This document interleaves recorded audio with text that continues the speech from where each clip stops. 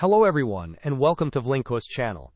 In today's video, I will show you how to move the Start menu back to the left corner in Windows 11. And now, let's get started.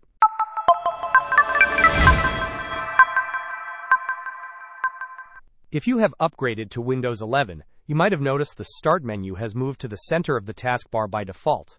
For many, this is a departure from the familiar left corner placement of previous Windows versions.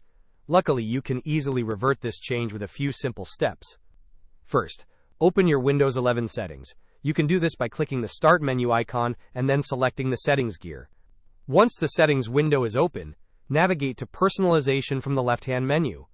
In the Personalization section, scroll down and click on Taskbar. This is where you will find all the customization options for your taskbar.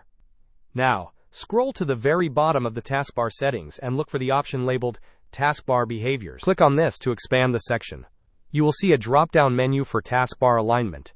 By default, this will be set to center. To move your Start menu back to the left, simply click this drop-down menu and select Left. Instantly, your Start menu will be repositioned to the left corner, returning to the classic layout many of us are accustomed to. While you are in the taskbar settings, feel free to explore other customization options. You can choose to hide the taskbar automatically, combine taskbar buttons, or hide labels.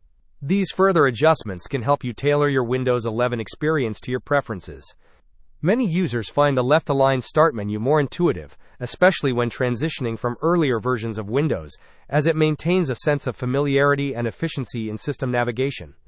Hope this was helpful.